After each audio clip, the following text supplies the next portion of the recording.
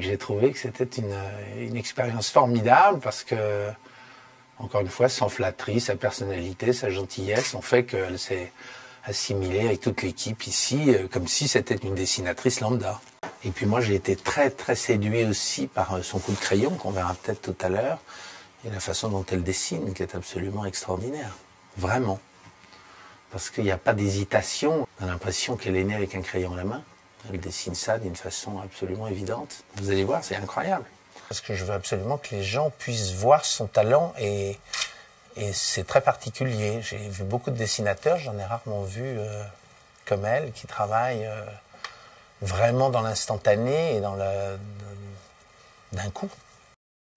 En fait, pour traduire le mouvement, je peux rajouter un ou deux membres supplémentaires.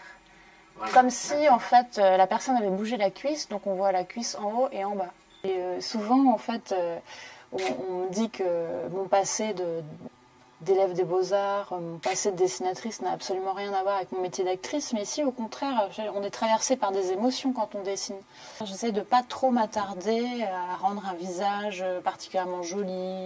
Ce qui m'intéresse dans les visages, c'est plutôt ce que ça dit des pensées de la personne, donc je suis plutôt axée sur les yeux.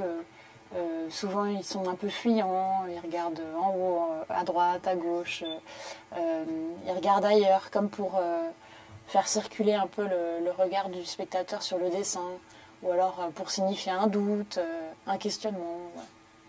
Ouais. Je fais tout de mémoire, j'essaye de ne pas gommer, de m'imposer l'absence de gomme, de rebondir à partir de mes bêtises. Ce sont mes dessins les plus intimes. Alors c'est toujours très étrange d'imaginer ça sur des rideaux chez des gens.